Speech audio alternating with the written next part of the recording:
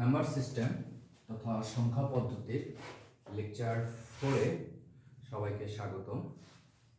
আমরা লেকচার 1, 2, 3-তে যা আলোচনা করেছি তার বেসিসে তোমার হচ্ছে বিভিন্ন ইউনিভার্সিটির ভর্তি পরীক্ষায়, বিভিন্ন বোর্ড পরীক্ষায় যে প্রশ্নগুলো এসেছে সেগুলো আমরা সলভ করব।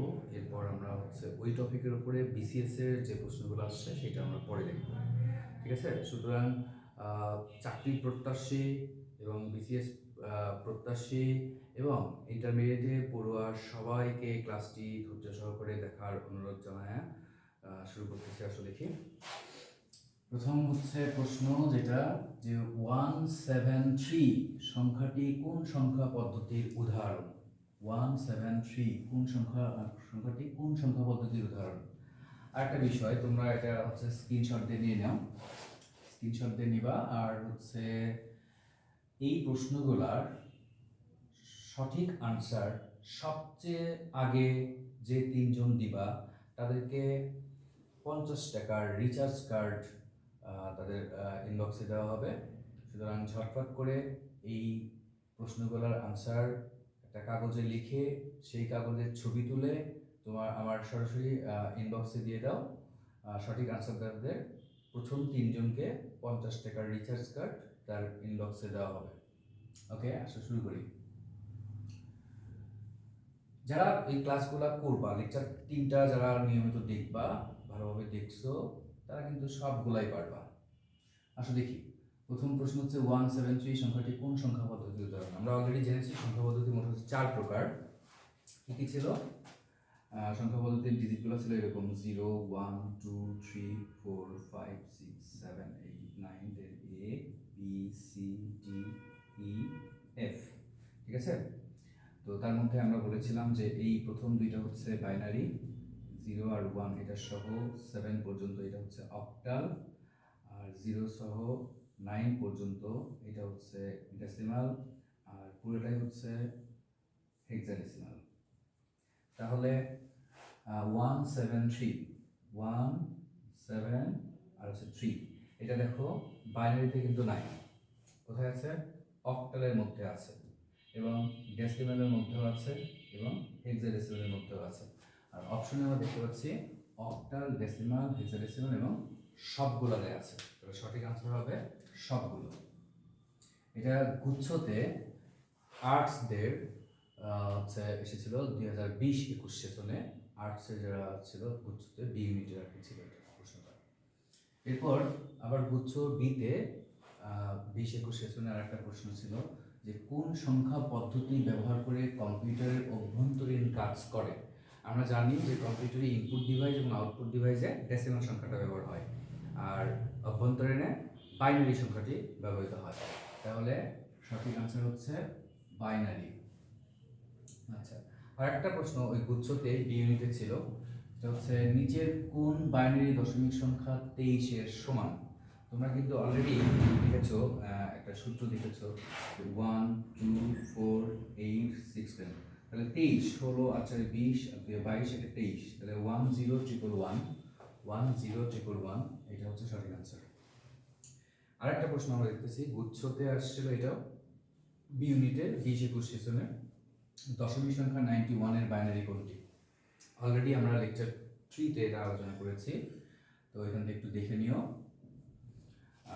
ধরো আমরা যদি অপশন ক নাম্বারটা নেই, অপশন কতে আছে হচ্ছে এরকম যে 10110111। তো স্থানীয় মানগুলো তুমি এইভাবে হিসাব করবা যে এটা হচ্ছে 1, 2, 4, 8, 16, 32, 64। তাইলে তুমি হিসাব করো 64 16 64 16 8 2 1, হিসাব করে যেটা হবে সেটা 91 যেটা হবে, এভাবে হিসাব করবা। আচ্ছা, এরপরে আসো গুচ্ছতে 20-21-এ সায়েন্সদের জন্য একটা প্রশ্ন আসছে যে বিট, বাইট, নিবল, ওয়ার্ড এর মধ্যে সবচেয়ে বড় কোনটি?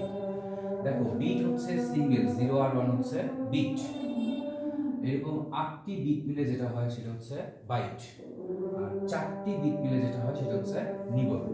আর একটা ওয়ার্ডে কিন্তু বেশ কয়েকটা ক্যারেক্টার থাকে, ধরো ওয়ার্ড এটাই যদি আমরা ধরি, তাহলে ডাব্লিউ একটা ক্যারেক্টার, ও একটা ক্যারেক্টার, আর একটা ক্যারেক্টার, ডি একটা ক্যারেক্টার, তাহলে 4টা ক্যারেক্টার আছে। আমরা জানি ওয়ান ক্যারেক্টার ইকুয়াল হচ্ছে আর বিট, তাহলে 4 32টি বিট আছে এখানে। সুতরাং সঠিক আনসার হচ্ছে ওয়ার্ড। এটা সায়েন্সদের জন্য এসেছিল। এরপর বেগম রোকেয়া ইউনিভার্সিটি 17-18 সেশনে একটা প্রশ্ন আসছিল যে ডেসিমেলে 10 হলে হেক্সাডেসিমেলে কত? ডেসিমেলে 10 হলে হেক্সাডেসিমেলে কত? ডেসিমেলে 10 হলে হেক্সাডেসিমেল হচ্ছে এ। দেখো হেক্সাডেসিমেলে 9 এর পরে কিন্তু এ, তার মানে ডেসিমেলে 10 যেটা সেটাই হচ্ছে এ। এরপর আমরা বেগম রোকেয়া ইউনিভার্সিটি 18 সেশনের আরেকটা প্রশ্ন দেখতেছি, সেটা হচ্ছে হেক্সাডেসিমেলে 9 এর পরের সংখ্যাটা কত? হেক্সাডেসিমেলে 9 এর পরের সংখ্যা হচ্ছে এ। হেক্সাডেসিমেলে 9 এর পরের সংখ্যা হচ্ছে এ। আচ্ছা, এই কয়েকটা প্রশ্ন আমরা হচ্ছে অপশনগুলো দেইনি। আচ্ছা, এরপরে প্রশ্ন হচ্ছে তোমার বেগম রোকেয়া ইউনিভার্সিটি 19 সেশনে একটা প্রশ্ন আসছিল, সেটা হচ্ছে অক্টাল পদ্ধতির উদ্ভাবক কে? সুইডেনের রাজা সপ্তম চার্লস অক্টাল সংখ্যা পদ্ধতির আবিষ্কারক। যদিও কথিত আছে যে সুইডেনের রাজা সপ্তম চার্লসের একজন বন্ধু, ও এটা আবিষ্কার করেছে, কিন্তু ওই সময় যেহেতু উনি রাজা ছিলেন, ক্রেডিটটা উনি নিয়েছেন। সুতরাং আমরা করবো হচ্ছে সুইডেনের রাজা সপ্তম চার্লস। এবার একটা প্রশ্ন আসছে বেগম রোকেয়া ইউনিভার্সিটির 20 সালে, সেটা হচ্ছে 1 মেগাবিট সমান কত? দেখো আমরা এর আগে লেকচার 2 তে আলোচনা করেছি মেগাবাইট সম্পর্কে। মেগাবিট, মেগাবিট খেয়াল করবা, মেগাবিট আর মেগাবাইট দুটো কিন্তু আলাদা বিষয়। ঠিক আছে, মেগাবিট আর মেগাবাইট এটা কিন্তু আলাদা বিষয়। আচ্ছা, তাহলে তোমরা ওই লেকচারটা ভালো করে দেখো, তাহলে এটা পারবা। বিটের হিসাবটাও কিন্তু বিট ধরে হবে, তখন বাইটের হিসাবটা বাদ দিবা। এরপরে দেখো আরেকটা প্রশ্ন, জাতীয় কবি কাজী নজরুল ইসলাম ইউনিভার্সিটিতে 20-21 সেশনে এসেছিল যে হেক্সাডেসিমেলের বেজ কত? এগুলো প্রশ্ন হলো হেক্সাডেসিমেলের বেজ হচ্ছে 16।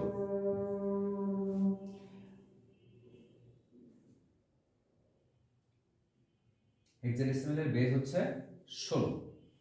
আচ্ছা, এরপর আরেকটা প্রশ্ন দেখতে পাচ্ছি যে 1 কিলোবাইট সমান কত বাইট? গার্হস্থ্য অর্থনীতি ইউনিভার্সিটি হচ্ছে 20-21 এটা এসেছিল, 20-21।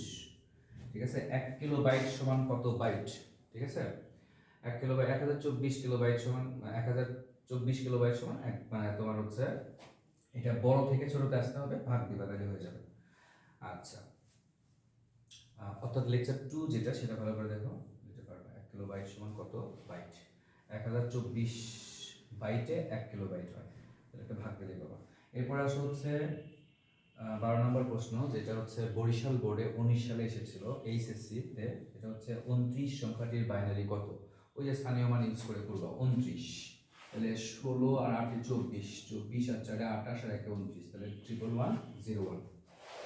ওকে, এরপরে আসো 13 নম্বর প্রশ্ন, 2BAD.8C কোন ধরনের সংখ্যা? আমরা জানি হেক্সাডেসিমাল সংখ্যায় শুধুমাত্র বর্ণ পাওয়া যায় এ থেকে এ পর্যন্ত, তার মানে এটা হচ্ছে হেক্সাডেসিমাল সংখ্যা পদ্ধতি। এটা বরিশাল বোর্ডে 19 এসেছিল। এরপরে হচ্ছে দিনাজপুর বোর্ডের 19 একটা প্রশ্ন আমরা দেখতে পাচ্ছি, সেটা হচ্ছে ভিত্তির উপর নির্ভর করে সংখ্যা পদ্ধতি কত প্রকার? ভিত্তির উপর নির্ভর করে সংখ্যা পদ্ধতি 4 প্রকার। ভিত্তি কি? ভিত্তি হচ্ছে কোনো সংখ্যা পদ্ধতিতে মোট যতগুলো ডিজিট থাকবে তার সমষ্টি হচ্ছে ভিত্তি, তার উপর ডিপেন্ড করে সংখ্যা পদ্ধতি 4 প্রকার। আচ্ছা, দেন এরপরে আরেকটা প্রশ্ন দেখতেছি আমরা, অক্টাল সংখ্যার বেজ কত? এটাও দিনাজপুর বোর্ডে 17 সালে এসেছিল, সেটা অক্টাল সংখ্যা পদ্ধতির বেজ হচ্ছে 8। তারপরে সংখ্যা পদ্ধতিকে প্রধানত কয় ভাগে ভাগ করা হয়? চিটাগাং বোর্ড 17 সালে এটা অনেকে ভুল করছে, সেটা হচ্ছে প্রধানত সংখ্যা পদ্ধতিকে দুই ভাগে ভাগ করা হয়, একটা হচ্ছে পজিশনাল আর হচ্ছে নন পজিশনাল। পজিশনাল কোনগুলা? যেগুলোর সংখ্যার নিজস্ব মান এবং স্থানীয় মান দুটোই থাকে সেটা হচ্ছে পজিশনাল, আর যেটা হচ্ছে স্থানীয় মান থাকে না কিন্তু নিজস্ব মান থাকে সেটা হচ্ছে নন পজিশনাল। পজিশনাল নন পজিশনাল একটু বোঝো। ধরো তুমি 5 আর 1 লিখলা, তাহলে এটা একটা পজিশনাল সংখ্যা। কিভাবে বুঝবো? যে 5 ইন্টু 10 প্লাস 1 ইন্টু 1 একক দশক, ঠিক আছে, তাহলে 50 আর 1 51, এটার সংখ্যাটা হচ্ছে 51। তো তুমি যদি আর একটা রোমান সংখ্যার 5 আর 1 লেখো, এটা কিন্তু 51 হলো না, এটা হলো 6। তার মানে এটা পজিশনের উপর নির্ভর করে না, এটা পজিশনের উপর নির্ভর করে। ঠিক আছে, এটার শুধু নিজস্ব মান আছে, স্থানীয় মান না, এটা নিজস্ব মানও আছে, স্থানীয় মানও আছে। সুতরাং তোমার হচ্ছে এটা হচ্ছে পজিশনাল আর এটা হচ্ছে নন পজিশনাল। এই হচ্ছে সংখ্যা পদ্ধতি প্রধানত দুই প্রকার। আমরা পজিশনাল নন পজিশনাল ক্লাসে বিস্তারিত আলোচনা করেছি এবং পরের ভিডিওতে আমরা পজিশনাল নন পজিশনাল নিয়ে আসবো। এরপরে আসা হচ্ছে এমএসবি এর পূর্ণরূপ কি। আগে বলছো এমএসবি কি। ধরো একটা সংখ্যা তুমি লিখলা, একটা সংখ্যা লিখলা 11011, তাহলে স্থানীয় মান যদি করো, এটা স্থানীয় মান 1 2 4 8 6 10। যার স্থানীয় মান সবচেয়ে বেশি, তাহলে আমরা দেখতে পাচ্ছি সর্ববামের যে 1 আছে এটা স্থানীয় মান সবচেয়ে বেশি, এটা স্থানীয় মান সবচেয়ে কম।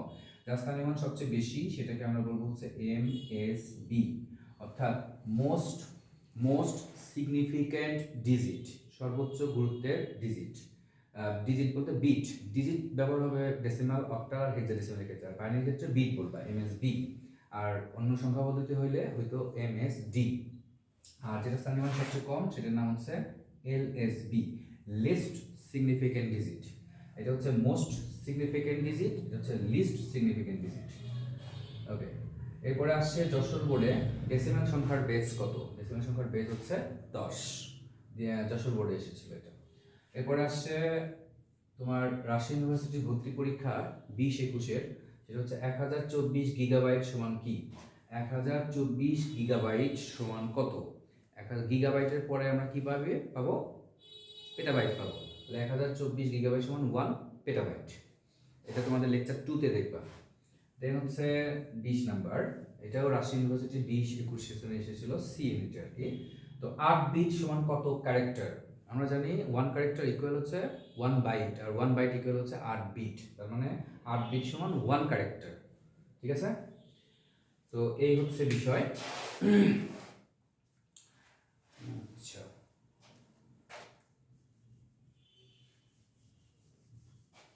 আচ্ছা তোমরা এই ফাঁকা একটা বিষয় দেখে নাও। ধরো একটা সংখ্যা লেখা আছে 1 2 3.456, 1 2 3.456, তাহলে এটার সর্বোচ্চ স্থানীয় মান কার, এই 1 এর। সুতরাং এটা হচ্ছে এম এস ডি, এর পূর্ণরূপ হচ্ছে মোস্ট সিগনিফিক্যান্ট ডিজিট, সর্বোচ্চ তাৎপর্যের ডিজিট বা অঙ্ক। আর এর সবচেয়ে স্থানীয় মান কম হচ্ছে 6 এর, এটাকে আমরা বলবো এলএসডি, লিস্ট সিগনিফিক্যান্ট ডিজিট। হ্যাঁ, সর্বনিম্ন তাৎপর্যের ডিজিট ওইটা। আর মাঝখানে যে পয়েন্ট দেখতে পাচ্ছ, এই পয়েন্টকে বলা হয় মূলত র্যাডিক্স পয়েন্ট। এই র্যাডিক্স পয়েন্টটা যদি ডেসিমাল ইউজ হয় তাহলে এটা decimal radix point. Radix point যদি বাইনারিতে থাকে তাহলে এটা বাইনারি র্যাডিক্স পয়েন্ট। অক্টালে থাকলে octal radix point. Radix point মানে হচ্ছে ভগ্নাংশ বিন্দু যেটা। ওকে, তো আজকের ক্লাসে এইটুকুই থাকলো। তোমরা হচ্ছে লেকচার 1 2 3 দেখে আসার পর লেকচার 4টা দেখবা। আর এই প্রশ্নগুলার শুধুমাত্র লেকচার, এই 3টে যে লেকচার হয়ে গেছে তার উপর বেসিস করা আছে। এর পরের যে প্রসঙ্গতে আমরা আসবো সেটা হচ্ছে বিভিন্ন সংখ্যা পদ্ধতির যোগ, বিয়োগ, গুণ, ভাগ, এগুলো আমরা দেখবো। এগুলা দিয়ে কিন্তু মোটামুটি প্রশ্ন আসে। একটা সংখ্যা দিবে, দিয়ে বলবে ধরো এরকম দিবে, এবং বোর্ডে আসছে, ভর্তি পরীক্ষাতেও আসছে মোটামুটি দেখলাম। সেটা হচ্ছে ধরো এরকম দিয়ে আসছে যে 178 পেজ, এর পরের সংখ্যা কত, পরের সংখ্যা কত। বা 1778 পেজ, এর পরের সংখ্যা কত। বা ধরো 2008 পেজ, এর পূর্বের সংখ্যা কত, পূর্বের সংখ্যা কত। তারপরে তোমার ধরো লিখিত পরীক্ষা আসে এরকম যে 7 + 1 = 10 কেন। ঠিক আছে, তারপরে তোমার ধরো হেক্সাডেসিমাল থেকে আসে 18F, এর পরের সংখ্যা কত, এর পরের সংখ্যা। তারপরে ধরো 17D, এর পরের সংখ্যা কত। এই ধরনের প্রশ্নগুলোর ব্যাখ্যাটা আমরা সুন্দর করে পরের ক্লাসে দেখব, এবং এগুলা খুবই জরুরি বিষয়। কলেজের পরীক্ষা বলো, বোর্ড পরীক্ষা বলো, বিসিএস এ বলো, চাকরির পরীক্ষা বলো, সর্বদাই ভর্তি পরীক্ষা বলো, সর্বদাই প্রশ্নগুলো প্রায় এসে থাকে। আমরা নেক্সট ক্লাসে যেটা করবো লেকচার 5-এ, সেটা হচ্ছে শুধুমাত্র যোগ দেখবো। আমরা সব সংখ্যা পদ্ধতির যোগ, ছোটবেলায় যে যোগ দেখেছি সেটাও নতুন করে শিখবো। সেখান থেকে এসে বাইনারি যোগ, অক্টাল যোগ, হেক্সাডেসিমাল যোগ এগুলো দেখবো। তারপরে দেখবো হচ্ছে বিয়োগ, সবগুলো সংখ্যা পদ্ধতির বিয়োগ দেখবো। তারপরে দেখবো গুণ এবং ভাগ। যেহেতু কম্পিউটিং সিস্টেমে তোমার যোগ ছাড়া অন্য কোনো অপারেশন কিন্তু হয় না, অর্থাৎ তোমার হচ্ছে বিয়োগ, গুণ, ভাগ এগুলো হয় না, যোগের মাধ্যমে সব কিছু হয়। তো সেই জন্য আমাদের যোগটা স্পেশালি সবচেয়ে মানে ভালোভাবে বোঝা উচিত। তো ঠিক আছে, পরের ক্লাসে সবাইকে অগ্রিম ইনভাইট করে শেষ করলাম। আল্লাহ হাফিজ।